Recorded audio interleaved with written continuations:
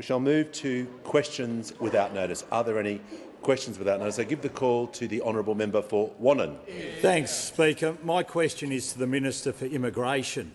Was the Minister the decision-maker in issuing a visa to Khaled Beydoun, or was the Minister or his office made aware that Beydoun had applied for a visa? Give the call to the Leader of the House. Mr Speaker, that visa would have gone through the department. It was not brought to my attention before it was issued. Give the call to the honourable member for Werriwa. Here. Thank you, Speaker. My question is to the Prime Minister. Can the Prime Minister... Order. The member for Werriwa has the call. My question is to the Prime Minister. Can the Prime Minister please update the House on efforts to bring Australians home from Lebanon? The call to the Prime Minister. Thanks very much. I thank the member for Werriwa for her question. I know that this is an issue that she has raised directly with myself and the Minister for Home Affairs, as she has a sizable population of Lebanese origin, many of whom would, like many of our electorates, have been in Lebanon during what is this extraordinarily difficult time. I can report that as of the 8th of October, a total of 1,215 Australians, permanent residents and their immediate family members have been assisted by the government to depart Lebanon. This includes 6 Australian government flights, 2 on Saturday the 5th of October, carrying 407 passengers, 2 on the 6th carrying 448 passengers, and 2 on the 7th carrying 311 passengers. There are 3,892 Australians and their immediate family members registered to depart. Vulnerable and displaced people are being prioritised, and we know that hundreds of thousands of people in Lebanon have been displaced. The scenes of families reuniting at Australian airports has been so moving, and I was pleased that the member for Watson, the Minister for Home Affairs, was able to greet many of the Australian citizens when they arrived here in Sydney just last night. One returning Australian, Aurora Garib, told the media she was very proud to be a citizen. To quote her, "The things the Australian government did for us, nobody in the world would do," she said. Our message to Australians in Lebanon remains to please take the first flight option that is available to you. There should not be an empty seat on any of these flights. We will not be able to continue these flights indefinitely. Can I say that Australians in Lebanon who wish to leave should ensure they're registered via DFAT's crisis portal or by calling the Australian Government's 24-hour Consular Emergency Centre on +61 2 6261 3305. Further flights back to Australia are planned for coming days. 2 more flights are scheduled to leave Beirut today, Beirut time. Australians and their family are staying in temporary accommodation in Larnaca in Cyprus and returning to Australia on connecting flights. Can I thank Foreign Minister Wong for her tireless efforts? Can I thank DFAT, the Australian Defence Force and other Australian officials who've been working around the clock to get these Australians home? I thank all the members of the National Security Committee who've been meeting regularly to put these measures in place in advance. And I do want to thank the airlines as well who are assisting with these repatriation flights, Qantas and Qatar, providing their aircraft and personnel to assist with the safe return of Australians from what is a very dangerous and precarious position. But once again, to reiterate, please come home when you have the opportunity. Do not wait. Do not think things might get better. Please come home and be safe. On indulgence, the Honourable the Leader of the Opposition. Well, thank you. Excuse me. Thank you very much, Mr. Speaker. I want to agree and wholeheartedly support the comments of the Prime Minister, and to all Australians, Australian citizens who are in Lebanon at the moment, please heed the advice of the Prime Minister, the Australian Government.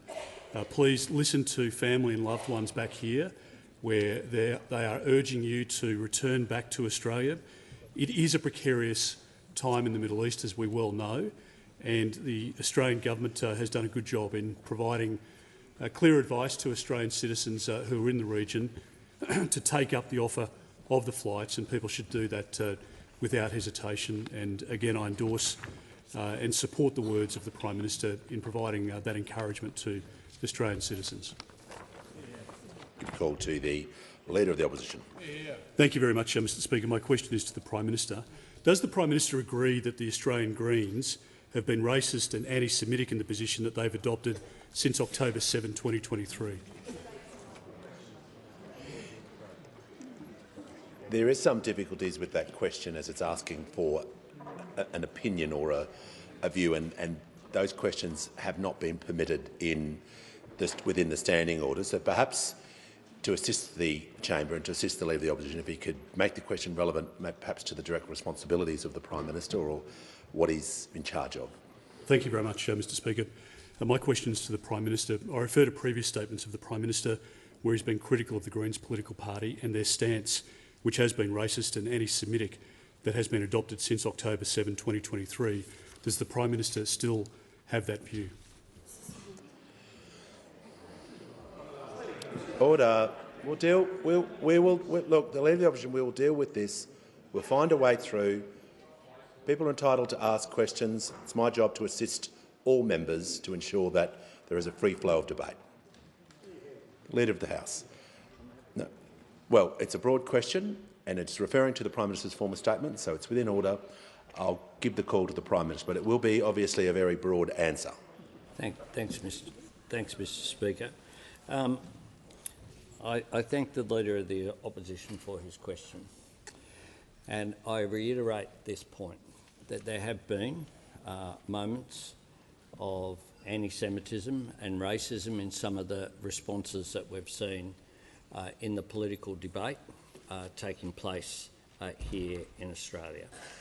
I have been critical of the stance that the Greens political party have made, but I make this point as well, that many people in the Greens political party, like in other parties, the Liberal Party, the National Party, as well as the Labor Party and Independents, are people of goodwill who join political parties because they think that is the vehicle for them to make the change that they want. It's not something that I agree with. I would always be a member of a political party that's a party of government rather than a party of protest. But I wouldn't want to suggest that every member in my electorate or in other places as well has engaged in that. In the lead-up to the local government elections in the Inner West Council in my local area, I was extraordinarily critical of the actions of Greens councillors and their supporters in being a part of a campaign, including a counterproductive campaign outside my electorate office, but also in council meetings, where a council meeting had to be abandoned because of the disruption that had occurred.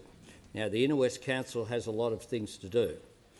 It looks after rubbish, it looks after roads, it looks after housing, it looks after the local community. It is not a player in the conflict in the Middle East. And one of the things that I've been critical of is the attempt to argue that Australia can have not a major role compared with a country like the United States in what occurs in the Middle East, but we can make a decision that we won't bring conflict here. We do have a role in that. And I'd say that people, if they are holding office in federal or state parliament or in local government, need to, whatever political party they represent. Bear in mind the words of Mike Burgess as well, the ASIO Director-General, about the responsibility that we have to take the heat down, the temperature down in this country, rather than to lift it up. And whichever political party is engaged in that, I would urge for everyone in this chamber, and indeed everyone who holds a role in public life, to bear that warning and caution of Director-General Burgess in mind. Give a call to the honourable member for Fraser. My question is to the Minister for Housing and Homelessness. How is the Albanese Labor government making it easier for working Australians in my electorate and across the country to own a home? What might prevent that from happening? The call to the order. There will be no interjections before I call the minister. Give the call to the Minister for Housing and Homelessness. Thanks so much, Speaker, and I want to thank the member for Fraser for his question. The member for Fraser and I share a pretty simple belief. We want to live in a country where ordinary Australians can get the opportunity to own their own home. But he knows, and I know, that too many of our constituents spend their weekends in rental queues, dozens of people deep, looking at homes that they don't even really want to live in.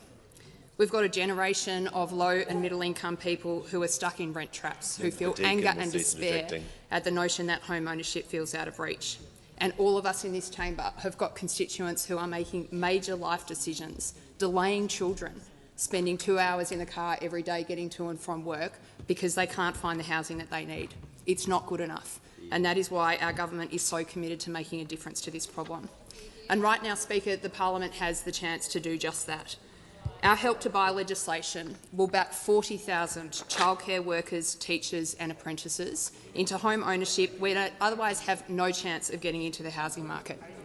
There is genuinely no sound policy reason not to support this bill, but that's never stopped the Coalition, the Liberals, the Nationals and the Greens, who are today standing in the path of this reform.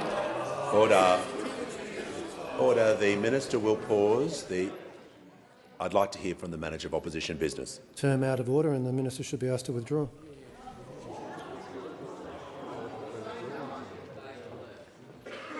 The Leader of the House. Mr Speaker, just to the point of order, the earlier ruling that you'd made was based on parties being used by their correct titles, and therefore you had objected to that term being used when it was a combination of the Liberal Party and the National Party.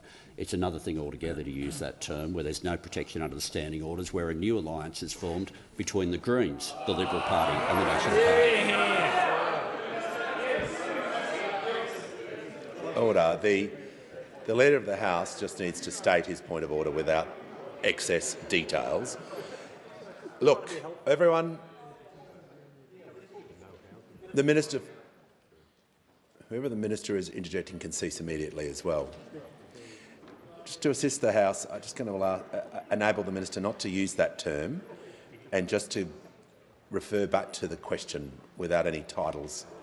If she was referring to political parties to assist the House, I'd ask her to assist me in addressing political parties by their correct titles. I'm absolutely happy to do that, Speaker, and I would encourage those opposite, if they don't want to be called that, to stop teaming up with those on the crossbench, to stand in the path of critical things that will help us address the housing issues in the minds of Australians. Now, Speaker, in some senses I expect this ridiculous bloody-mindedness on this policy that we see from those opposite, because it was a decade of inaction on the part of their party which has in part brought us to where we are today on housing. But I do expect better of the Australian Greens Party, Speaker.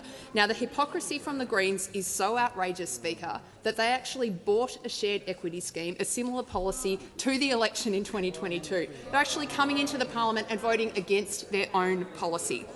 And they're holding to ransom the housing aspiration of 40,000 people who need and deserve the help of government. Now, Speaker, our party takes a very different view. Those 40,000 people, those childcare workers, the early career nurses, the aged care workers, those people are the reason that my colleagues and I get out of bed every morning. Those people are the reason that the member for Fraser and I decided to go into politics. And I'd remind the parliament this is not some abstract political debate here. The things we do in this chamber have real consequences for real people. 40,000 people can have their lives changed by this law, but those opposite and those on the crossbench stand in the path of progress. Now, I'd say to the Greens, they're good at making a very big noise about their concerns about housing progress, but when it comes time to make a difference, they will choose politics every single time, and they deserve every day to be condemned for that stance. Before I call the next question, I'm just going to do a few acknowledgements into the gallery. I'm pleased to inform the House that present in the gallery today is a delegation of United States congressional staff visiting Parliament House, hosted by the Department of Foreign Affairs and Trade, And I'm also pleased to inform the House that present at the gallery today is a delegation of representatives and partners from Settlement Services International. They are in Canberra to launch their Active Australia Skills campaign aimed at reducing barriers faced by overseas trained Australians, and also to welcome back to Parliament Mrs Kay Elizabeth Hull AO, former member for Riverina. Welcome to you all to question time. Order. Give the call to the honourable member for Goldstein. Thank you, Speaker. To the Prime Minister. In the gallery today, we have several people who've tried to meet with you and your ministers to tell you how gambling addiction has ruined their lives. They say that gambling ads constantly triggered them to gamble, and they're asking you to ban all gambling ads to stop the normalisation of gambling, especially for children. Prime Minister, why have you engaged directly with those who profit from gambling, but not with these people? And what do you have to say to them as they sit here today? Call to the Prime Minister. Well, I was with the member for Goldstein last night, and so she's fully aware of where I've been and fully aware I've been with today. So I reject the assertion that I won't meet with people. The last person I met with on this issue was Tim Costello 10 days ago. Give the call to the honourable member for Reid. My question is to the Prime Minister. What is the Albanese Labor government's plan to help more Australians into home ownership, and what is standing in the way? Give the call to the Prime Minister. Order. The Minister for Housing will cease interjecting and cease using that term. Order. I thank the member for her question. And my neighbour in Reid is fully aware of the pressures that are on in housing in our shared community of the inner west of Sydney, which is why Labor's Help to Buy program, aimed at helping 40,000 Australians buy a home of their own, is such a practical initiative.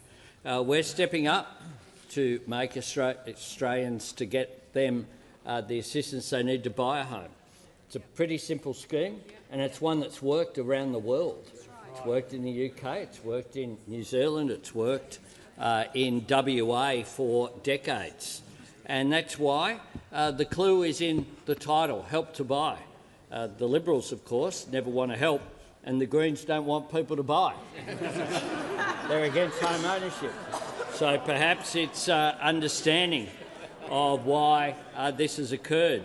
But Australia's housing crisis, of course, didn't happen overnight. Order. The former government didn't Members bother on to my have a left. housing minister the entire time that they were in office. They just didn't bother. And their solution McEwen. today is much the same. Stand in the way, Member for block Barker. help, playing politics instead of progress. And, of course, the Greens political party have blocked more homes than they've ever built.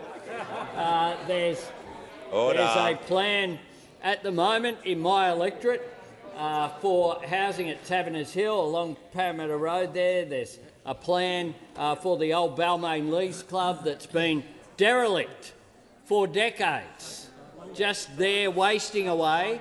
There's a plan for housing there, but those opposite think there's too many houses being built there. It's on Victoria Road, and the local state member for the Greens political party is worried about overshadowing onto Victoria Road. So as the drivers drive along that main thoroughfare, they might get a bit of shadow where they go. Well, we on this side, of course, support more homes, and that's why we're getting on with the job of building them. Now, this isn't the be-all and end-all. We have record funding for social and public housing. We have our program as well. We're trying to get going for build to rent. So we want every aspect. We want more public housing, we want more private rental housing, and we want more home ownership. All three.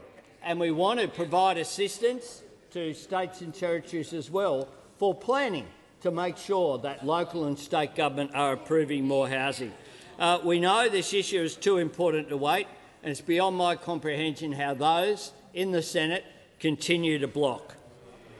Call to the Honourable the Leader of the Opposition. Thank you very much, Mr Speaker. My question is to the Prime Minister. will the Prime Minister take a principled stance and rule out giving preferences to the racist and anti-Semitic Greens political party at the next election? Order. Order. Members on my right. The Prime Minister, the Minister for Housing and Homelessness is now warned. No one is to interject before a Prime Minister or Minister is to speak. The Prime Minister has the call. Thanks very much, Mr Speaker. Well, when I came into this House in 1996, there was a fairly famous redhead was elected and used to sit up in that back corner, because at that time Pauline Hanson was disendorsed by the Liberal Party. Disendorsed. I don't know what the voting record is there in the Senate there, but I'm yet to, as much as we talk about legislation, we put her automatically in the column of the LNP. An LNP that has said very clearly, in the election that's underway at the moment in Queensland, the LNP are saying very clearly that they'll give preferences to the LNP. Give preferences to One Nation. To One Nation. That is what they are saying. And if they're worried about preferences to the Greens and the Greens being elected to Parliament, the only reason why there are Greens in the Queensland Parliament, the only reason is because the Queensland LNP put them there with their preferences. Order. Give the call to the honourable member for Calwell. Thank you, Mr Speaker. My question is to the Treasurer. What progress has the Albanese Labor government made in fighting inflation and easing the cost of living? What obstacles are standing in the way? Give the call to the Treasurer. Thank you, Mr Speaker. Thank you to the wonderful member for Calwell for her question. There's a very good reason why questions on inflation are coming from this side of the House and not from that side of the House, Mr Speaker, and that's because we got some new numbers between the last time Parliament sat and Parliament sitting today. And what those numbers show is that headline inflation has fallen substantially from 3.5% to 2.7% in monthly terms. That is less than half what we inherited from those opposite, and it's less than a third of its peak in the year that we were elected. Now, our cost of living help is a really important part of this story, but it's not the only part of the story. Trimmed mean inflation also went down from 3.8 to 3.4. The measure that excludes volatile items went down from 3.7 to 3. Non-tradable went down from 4.5 to 3.8. Services inflation went down as well. And what all this means, Mr Speaker, is that we are making welcome and encouraging progress in the fight against inflation. Headline inflation was down, underlying inflation was down, and domestic homegrown inflation was down as well, Mr Speaker. Now, our policies are helping, but we know that the monthly numbers are volatile. We know that there's upward pressure on oil prices because of what's happening in the Middle East, and we know that people are still under pressure, and that's why our cost of living help is so important and so necessary. Our energy bill relief helped ensure that electricity prices fell 17.9% instead of falling 2.7%. Rent assistance took some of the sting out of rents as well, and all of this is making a meaningful and a measurable difference according to the ABS. And we did this while we turned two big Liberal deficits into two big Labor surpluses, surpluses which are also helping in the fight against inflation, according to the Governor of the Reserve Bank. Now, those opposite oppose our cost of living help, and they wouldn't know the first thing about responsible economic management. We are 2.5 years into a 3-year term, and they still don't have any costed or credible economic policies. They say they want to cut $315 billion in spending, but they won't come clean on what that means for pensions or housing or Medicare, Mr Speaker. They want higher inflation and higher interest rates and a hard landing because they think that will help them politically.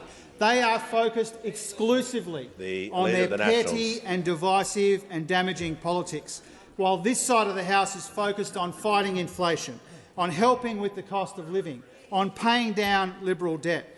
Now, we've obviously got more work to do, Mr Speaker, but we are making encouraging and substantial progress on all of these fronts, while those opposite just play their usual divisive politics. Member for Deakin. Thanks very much, Mr Speaker. My question's to the Treasurer. In 2017, the Treasurer said, and I quote, "Any housing policy that doesn't have changes to negative gearing and capital gains tax is just a shocker." On what basis has the Treasurer directed his department to work on a secret new housing tax? Order. Members on my right will cease interjecting. The member for Banks will cease interjecting. The Treasurer has the call. Yeah, thanks very much, Mr Speaker, for the question from the Shadow Housing Minister, which doesn't want Australia to build any more homes for people to live in. The irony— The Treasurer— No, the member for Deakin has asked his question within 7 seconds. It was not the reason to interject. You'll leave the chamber under 94A. Just show some restraint. Order.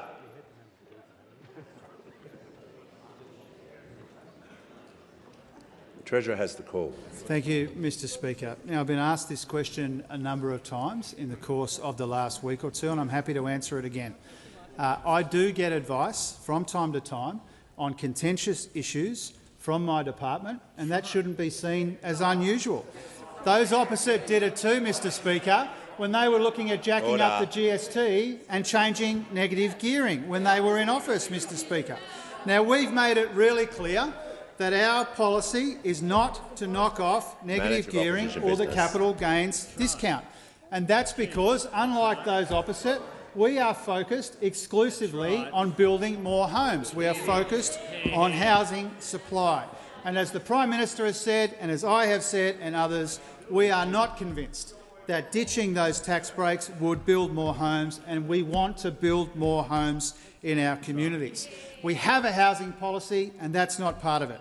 We have tax policies, and that's not one of them, Mr Speaker. But what is common between our housing policies and our tax policies is that elements of both of that are in the Senate right now. Both of those are in the Senate right now. And if those opposite were serious about housing or tax reform or budget repair, they would vote for them in the Senate, not oppose them in the Senate.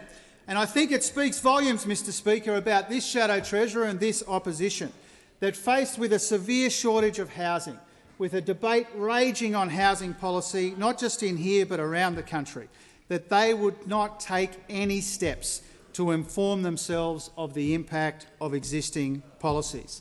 And we know why that is, Mr Speaker, and we know why the Shadow Housing Minister is asking this question. Because they don't want to talk about inflation falling. They don't want to talk about the fruits of us stabilising our relationship with China. They don't want to talk about the two surpluses that this Labor government has delivered after those opposite could deliver none. We'll pause.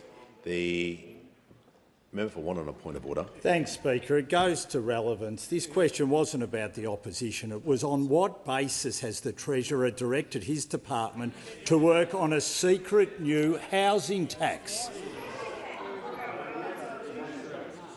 The Treasurer was not asked about alternative policies in this question. He was not asked about a compare and contrast. Obviously, he is answering the question about his decisions, and perhaps to assist the House, if he can frame the remainder of his answer regarding to the question he was asked, will greatly assist the opposition and the House.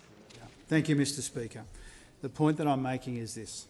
They want to focus on what we're not doing to distract from the progress that we are making with the things that we are doing as a Labor government focused on the cost of living and building more homes and cleaning up the mess that they left behind. Call to the honourable member for Moreton. Thanks, Speaker. My question is to the Minister for Climate Change and Energy. How is the Albanese Labor government acting to reduce the cost of energy? What other policies would increase the cost of energy? Give the call to the Minister for Climate Change and Energy. Well, thanks very much, Mr Speaker. I thank my honourable friend for the question. I also thank him for his friendship over the last 17 years. I know the whole House wishes him the best, Mr Speaker. Now, Mr Speaker, the Albanese government, Mr Speaker, is focused on two things: delivering cost of living relief today and delivering cheaper energy into the future. And there have been developments on both fronts since the parliament last sat. Now, Mr Speaker, we are delivering energy bill relief through the budget. And the Treasurer just referred to the inflation figures that were released the week before last. And those figures released by the Australian Bureau of Statistics also dealt with energy prices and said, and I quote, "Electricity prices fell 17.9% in the 12 months to August. This is the largest annual fall for electricity on record," Mr Speaker, says the Australian Bureau of Statistics. And we also have seen progress in relation to energy prices more broadly, and I can tell the House that yesterday wholesale electricity prices were $53.92 compared to $286 on the day we came to office, Mr Speaker. And the Shadow Treasurer, the then the Minister for Energy, promised electricity prices at wholesale level of $70 a megawatt-hour at the 2019 election, and today they are $53 a megawatt-hour, Mr Speaker. So this is what real progress looks like. Now, the honourable member also asked me what could push prices up, and we've also seen developments on that since the House last sat. A couple of weeks ago, Mr Speaker, we saw the Institute for Energy Economics and Financial Analysis release a report into the prospects of nuclear energy for Australia, Mr Speaker. And it found that electricity bills would rise by $665 a year for a median electricity bill and more than $1,000 for a family of four, Mr Speaker. Now, that analysis makes certain sense when you consider that nuclear is the most expensive form of energy available in the world. So, of course, if you introduce it into Australia, we're going to see energy prices go up. But there have been other developments, Mr Speaker. Last night we saw about 45 minutes of developments on Four Corners last night, Mr Speaker. Now, it's a bit unusual for a minister to recommend watching a show about an opposition policy, but I do say to the House, if you didn't see Four Corners last night, it's a cracker, Mr Speaker. We had 45 minutes of expert after expert talk about nuclear policy. We saw Peter Bradford, the former Commissioner of Nuclear Regulatory Commission in the United States, a former Commissioner, say, "What we know about nuclear is it's very capable of large disappointments. If nuclear is a person, it will be weeping with its head in the hands of the Vogel story in Georgia," Mr Speaker. We saw Stephanie Cook, the former editor of Nuclear Intelligence Weekly, say, "It amazes me there is so much hype about something that's been such an abject failure, in my opinion. I mean, yeah, it's produced energy, but at what cost?" Now, Mr Speaker, I recommend that show and I recommend the analysis of the opposition's policy because they can't release the details because the details will show the policy is a dog.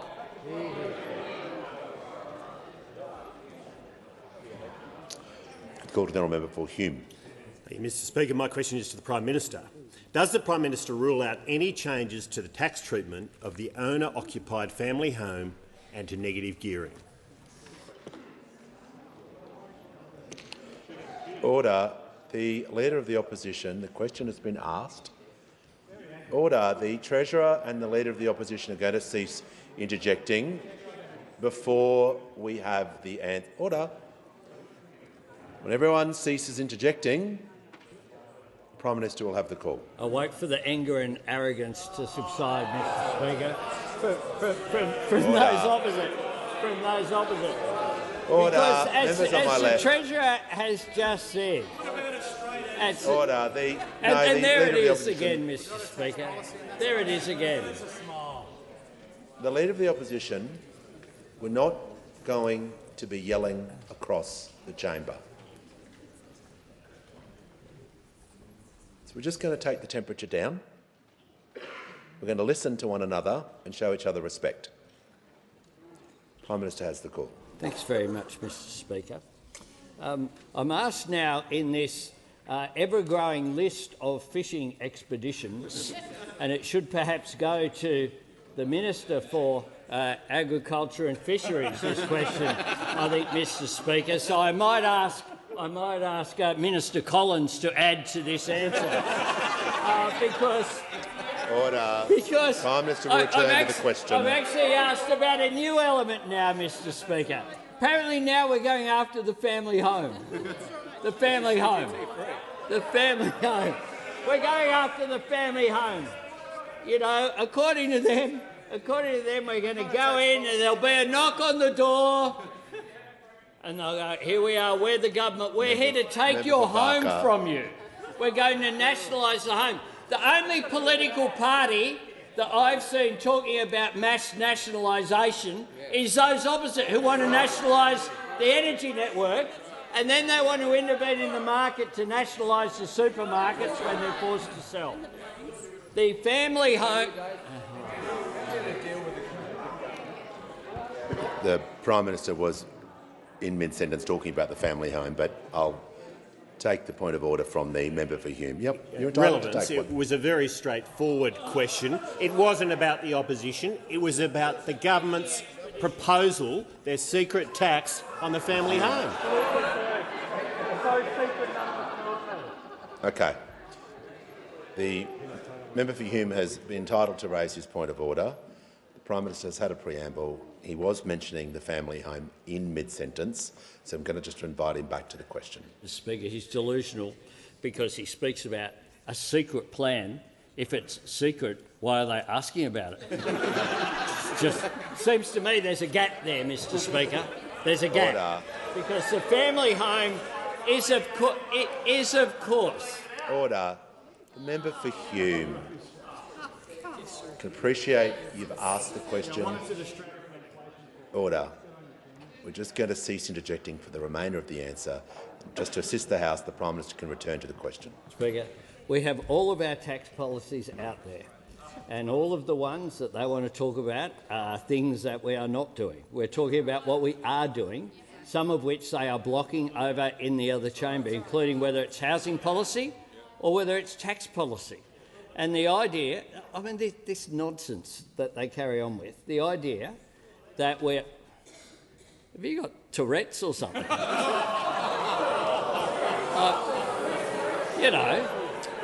You just sit there, babble, babble, babble. Order. I withdraw, Mr. Speaker. I withdraw. Yeah. I withdraw.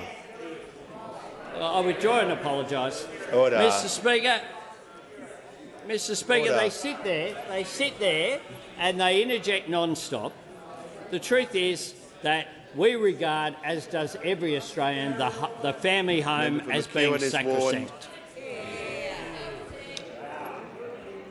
Order. When the House comes to order, just reminding the chamber the member for O'Connor and the member for McEwen are on warnings. Call to the member for Blair. Speaker, my question is to the Minister for the Environment and Water. How many renewable energy projects has the Albanese Labor government ticked off? How will these projects ease cost of living pressures for all Australians? How is the government's approach different to other proposals? Call to the Minister for the Environment and the Minister for Water. Thanks so much, Mr. Speaker, and I want to thank the member for Blair for his question. We had a lovely visit to his electorate recently where he took me to meet the people, the good people from Goodness Enterprises, and have a look at the koala revegetation project that they're engaged in. Mr. Speaker, after a decade of failure, the Liberals and Nationals delay and denial, our government is delivering on a renewable energy boom. So far, I have ticked off on 63 renewable energy projects. 63 renewable energy projects, and in fact, this year, renewable energy will provide 42% of the energy in our grid. I'm approving those renewable energy projects at record rates, and those 63 projects are enough to power 7 million Australian homes. That's enough to power New South Wales, Victoria, South Australia and the Northern Territory combined. In fact, I'm approving about one renewable energy project every 2 weeks. Just yesterday, it was the 450 megawatt Goulburn River solar farm in New South Wales, enough power to power 191,000 homes in the member for New England's electorate. On Friday, it was the 350 megawatt 16 miles solar farm in Queensland, enough to power 160,000 homes in the leader of the Nationals electorate, in fact. And there's plenty more where those come from. I've got another 136 renewable energy projects before me in the pipeline. We are cracking along with the transition to renewable energy in this country. We're putting cheaper, cleaner, renewable energy into the grid, into people's homes and into people's businesses right now. But of course, there is a risk to this. The risk is those opposite and their expensive, risky plan for nuclear power. Can you imagine what else we could spend the $600 billion on that they're planning to spend on nuclear reactors? The choice is very clear. The choice is very clear at the next election. A slow transition to risky, expensive nuclear reactors under the Liberals, or a fast transition to cheaper, cleaner, renewable energy under Labor. A choice between a plan to ease cost of living right now, including with the $300 electricity bill relief, or the most expensive form of electricity perhaps delivered in 20 years' time under those opposite. The last thing our country needs right now is that sort of insecurity. Has concluded. Give the call to the honourable member for Griffith. To the Prime Minister, the Greens will work with Labor to cap rents, phase out negative gearing and the capital gains discount and invest the savings in a mass build of public housing. We don't expect to get everything. We are ready to negotiate, but you have offered nothing. For the sake of the single mums, one rent increase away from eviction, the families sleeping in their cars, the renters locked out of home ownership by negative gearing and the capital gains discount, will you work with the Greens to negotiate a plan that helps the millions of people your government is leaving behind? Order. Order. There was far too much noise on my right. The member for Corangamite will leave the chamber under 94A. Do not interject while members are asking questions. It's highly disorderly. Applies to both sides of the chamber. Prime Minister has the call. Thanks, Mr Speaker. I'll make 3 points to the member for Griffiths. The first is that we won't be doing measures which aren't part of our policy, and in the case of Help to Buy, all we're asking for is the Greens political party to vote for something that was their policy. That's the first point that I would make. Secondly is that some of the proposals that he just went through, the shopping list, including the idea that the Commonwealth's in a position to freeze rents, he knows, I know, and everyone in this chamber knows, simply can't be done. It's not within the Commonwealth's power. He knows that's the case, and he's being disingenuous when he puts it forward. Thirdly, there's legislation before the parliament at the moment before the Senate, Help to Buy. Vote for it. Vote for more homes, and it goes through. There are enough cross-bench votes to ensure it happens. I think that the Liberal Party and the National Party should vote for it as well.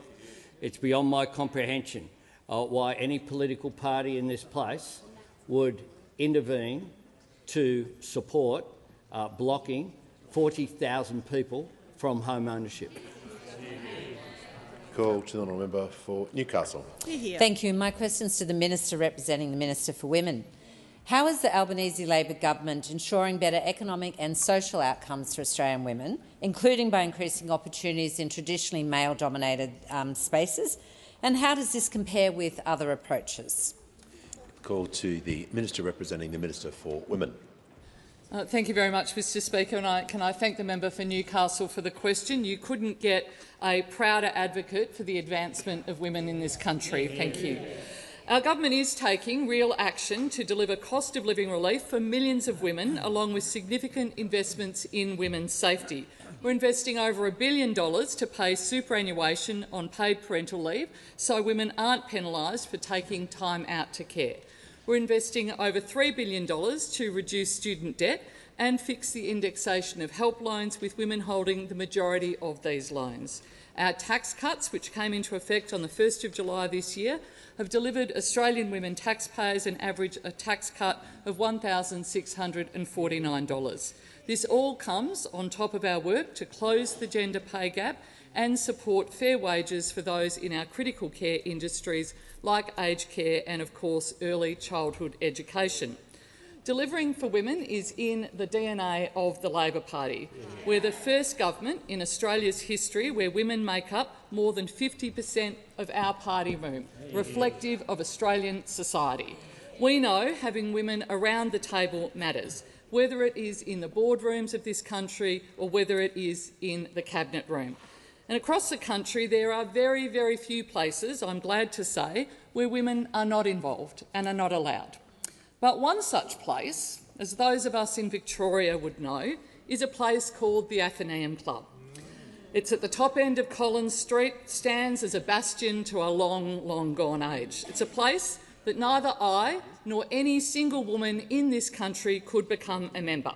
A club that describes itself as a place for gentlemen of good character, or in other words, a place that prohibits the membership of women.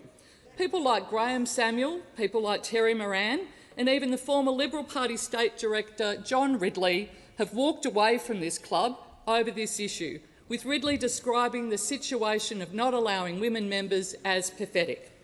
Yet just last week, who decided to not only attend this club, but to actually hold a fundraiser in this club, none other than the Leader of the Opposition. What a lack of character does this show, the Leader of the Opposition holding a fundraiser at this club that prohibits women's membership. Order. On this side, we want women around the cabinet table. We want women around the board table. We don't want women excluded anywhere. We want to make sure that women are involved, because when they are, it matters. On this side of the House, that's what we want. On that side of the House, they don't even want them involved at all. Call to the Honourable the Leader of the Nationals. Thank you, Mr Speaker. Mr Speaker, my question is to the Minister for the Environment.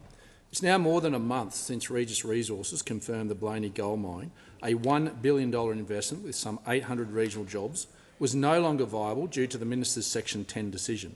Last month, the Minister promised in question time, and I quote, "I've made it clear to the company that they'll get a statement of reasons." Has the Minister provided a statement of reasons to Regents? If not, what's the government hiding? Call to the Minister for the Environment and Minister for Water. Thank you for the question, and thank you for raising this important issue again. I'm very confident that I made the right decision. I've just finalised looking at the statement of reasons. It should be with the company very shortly, this week certainly. But it's interesting that the Deputy Leader of the Liberals should be interjecting. I made the decision based on advice from the same group that she made a decision based on in Bathurst, the same group of people, for the same reasons, under the same... No, the Minister for the Environment, the member for Solomon, is warned. The Deputy Leader of the Opposition, I can appreciate, may have strong views on this, but just a continual conversation while the Minister is answering a question is highly disorderly. For the remainder of this answer, to assist the House, to assist me to listen to the Minister, I'm just going to invite the Deputy Leader not to interject anymore. I made a decision that a mining company can't build a tailings dam on the headwaters and springs of the Belubula River because it is culturally significant to First Nations people in the area. I'd remind the Leader of the Nationals that I haven't blocked the mine, I've blocked the building of the tailings dam. The company themselves have said that they have investigated alternative sites for that tailings dam. I have protected 16% of the 2,500 hectares of the site that the company owns. I'd also note that both the Chair and the CEO have bought extra shares in the company since I made my decision, and that the share value of the company substantially increased after I made my decision. The Leader of the Nationals has asked his question. The only thing I would leave those opposite with is they've said that they would approve this project without ever, says the Leader of the Nationals, he's never looked at the information from the traditional owners. He hasn't read a page of the 2,500 pages of documents I've examined. He hasn't received any information from any expert. That's how we got robo-debt. That's how we got sports rorts. That's how we got car park rorts. It's picking friends and picking winners without any evidence, without any examination of the facts.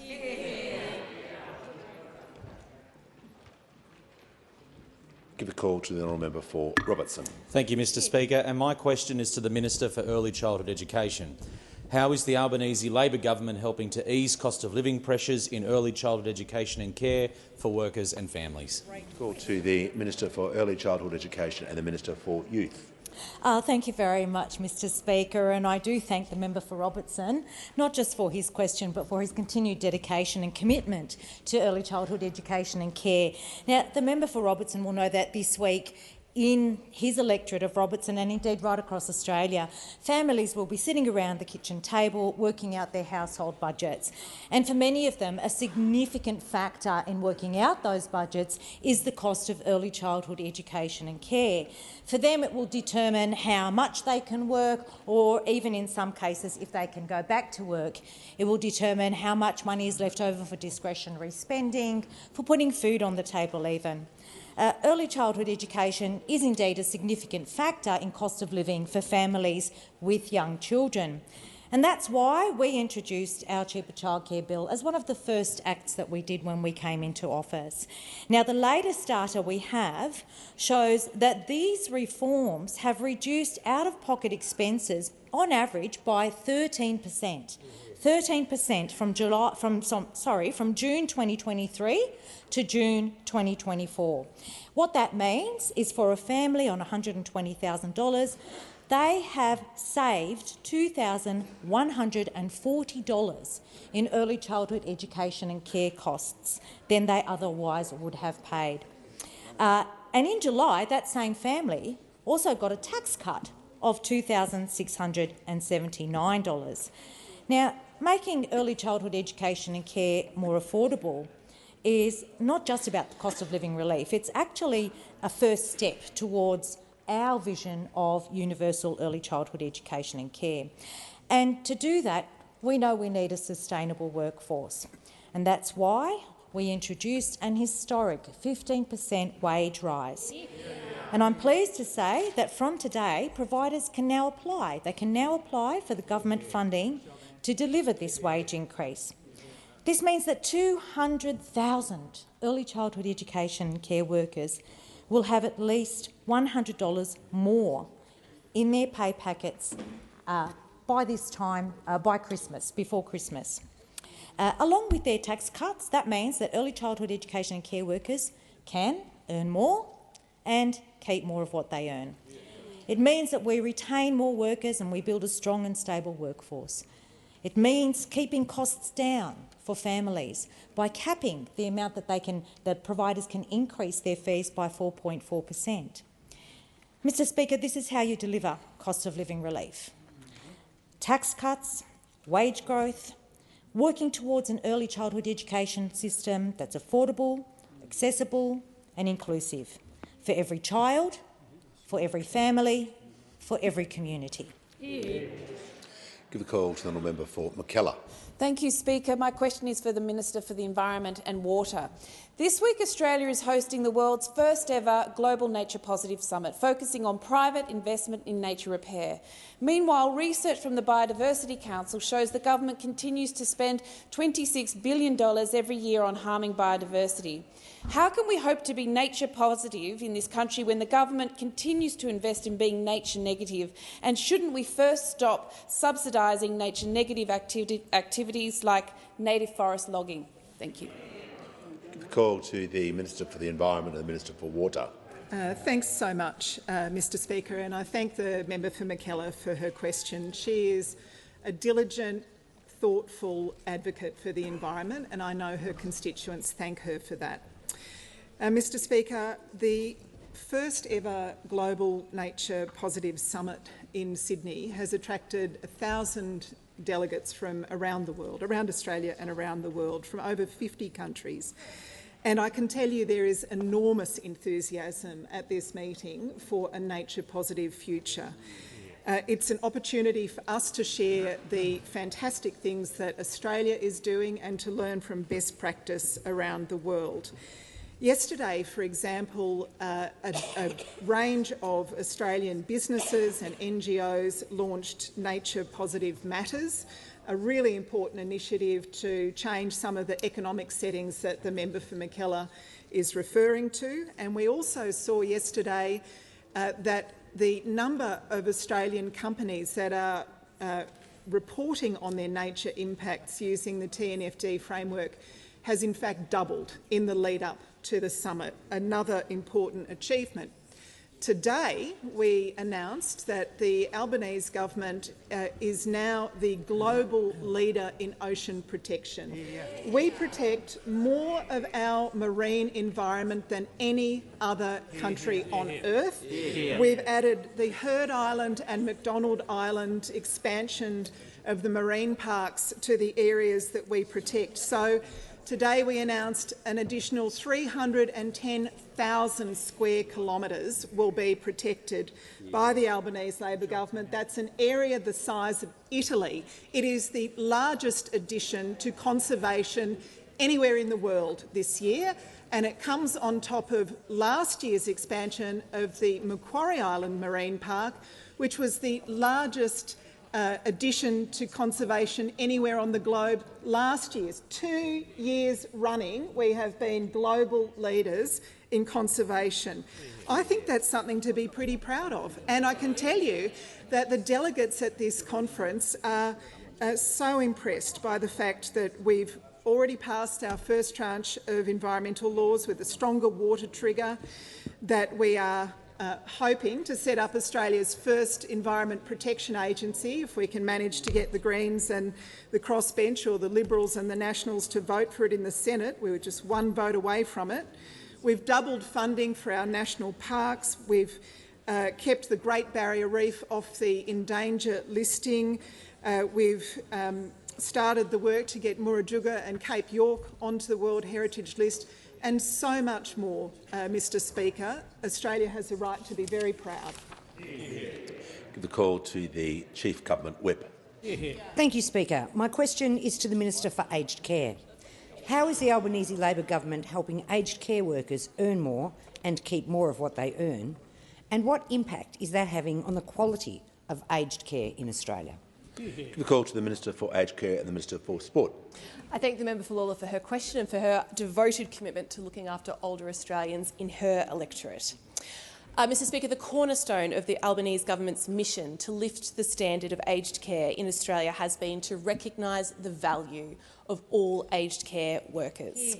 In 2023, we invested $11.3 billion to deliver a historic increase to the award wage for 250,000 workers. But our investment in aged care workers didn't end there. Last month, we delivered a further $3.8 billion to fund Stage 3 of the Fair Work decision, a decision which importantly included workers who were excluded from Stage 2, food service assistants, admin staff, cleaners and workers engaged in non-direct care. Those workers can expect to see an increase in their pay packets from 1 January 2025. These pay rises are having a real impact on workers. I recently met with residents and workers at Mercy Place in Cairns in the member for Leichhardt's electorate.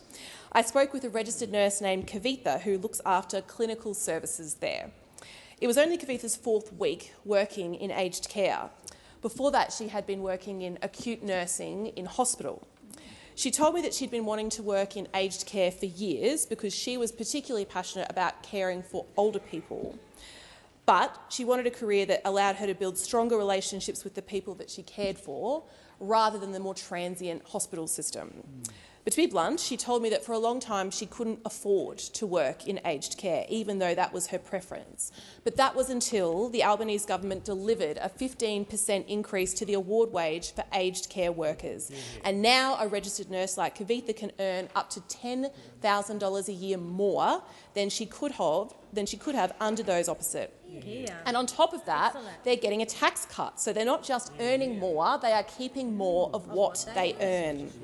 That bigger pay packet allowed Kavitha finally to cross over to aged care and pursue her dream career. And Kavitha told me that aged care is no longer a last choice, it is a career of choice. She said our aged care improvements had made the pursuit of a career in aged care more dynamic and more rewarding. Kavitha is not alone. Data from SEEK tells us that there has been a doubling in applications for jobs for aged care and disability carers since these wage increases began. Double. Mr Speaker, that is what happens when you value aged care workers. That's right. Yeah. Just before I call the Manager of Opposition Business, I'm pleased to inform the House that present in the gallery today is Her Excellency Mrs Esther Montebello Villa, the Ambassador of Spain to Australia, alongside a high-level delegation from the Spain-Australia Council Foundation. A warm welcome to you all. Give the call to the Manager of Opposition Business. My question is to the Prime Minister. Next week marks the one-year anniversary of the failed Voice referendum, where over 60% of Australians rejected the Prime Minister's $450 million effort to divide our country during a cost of living crisis. Is the Prime Minister still committed to Makarrata? Give a call to the Prime Minister. I thank the member for his question. Of course, he would remember the Voice referendum because he held two forums in his electorate, Mr Speaker. He held a forum for yes people and a forum for no people. Did both during that referendum. And I note that members on my left. I note that it wasn't yes and no together an engagement. It was two separate voices, two separate messages to two separate constituencies, because he's worried about what's going on up there in that corner, and he should be, Mr Speaker. Well, I'll take the interjection from the Leader of the Opposition, where he speaks about straight answers. He promised during the referendum campaign to have another referendum. That's right. That is what he promised to do. He said, if you vote no, you will get another referendum and an opportunity to vote for recognition in Australia's constitution. Now, the question for him and the question for the member for Bradfield is that still their position? Give a call. Order. Give a call to the honourable member for McEwen. My question is to the Minister for Health. How is the Albanese Labor government ensuring Australians have access to affordable, life-changing medicines on the PBS? Why is the government making all medicines on the PBS cheaper after a decade of cuts and neglect? Call to the Minister for Health and Aged Care. Yeah, thank you, Speaker, and I thank the member for McEwen for his question and his support of strengthening Medicare and making medicines cheaper. He knows that Australia has one of the best medicine systems in the world, Mr Speaker, one underpinned by the PBS, one of Labor legacies that again was opposed tooth and nail by the Liberal Party at the time. And the PBS ensures that Australians have access to the world's best treatment at affordable prices. And since we were elected only 2 and a bit years ago, Mr Speaker, we've made more than 250 new and expanded listings on the PBS. This month, along with a number of other medicines, we listed a new medicine, Vazkepa, to reduce the risk of repeat heart attacks or strokes for patients with high triglycerides. Around 1 in 3 people, Mr Speaker, who survive a heart attack or a stroke will go on to have a repeat event within 7 years, and so often that repeat event will either be deadly or, at the very least, very seriously disabling. And this is the first treatment listed on the PBS for this group of patients. It will benefit more than 10,000 patients a year, Mr Speaker. We think it will save lives. It will genuinely save many, many lives, and it will be available at PBS prices, those affordable PBS prices, instead of patients paying almost $2,000 a year. And, Mr Speaker, we've been making those PBS prices even cheaper for all Australians. In our first 3 months, we slashed the maximum amount that pensioners would pay for medicines across a given year by 25%. And the final budget outcome that the Treasurer released last month, Mr Speaker, revealed that that measure alone delivered pensioners 22 million free scripts last year that would otherwise not have been delivered. 22 million free scripts, saving pensioners about $170 million just in one year. And last year, Mr Speaker, also we delivered general patients, not concessional patients, but general patients, the biggest cut to the price of medicines in the 75-year history of the PBS. These measures, along with 60-day scripts and all those additional listings on the PBS, have saved Australians hundreds and hundreds of millions of dollars, making a real difference to Australian households. But we know household budgets are still under real pressure, Mr Speaker, and that we have to do more, which is why in this year's budget we also announced that we would be freezing the price of PBS medicines next year for up to 5 years, saving patients another $500 million, Mr Speaker. But what we also know is that is all under threat from a shadow treasurer who has said very openly he doesn't support any of our additional investments in bulk billing, in urgent care clinics and in cheaper medicines, Mr Speaker. That is the clear choice for Australians: cheaper medicines, cost of living, or those opposite. Call the Prime Minister. Thanks, Mr Speaker. Ask further questions placed on the notice paper.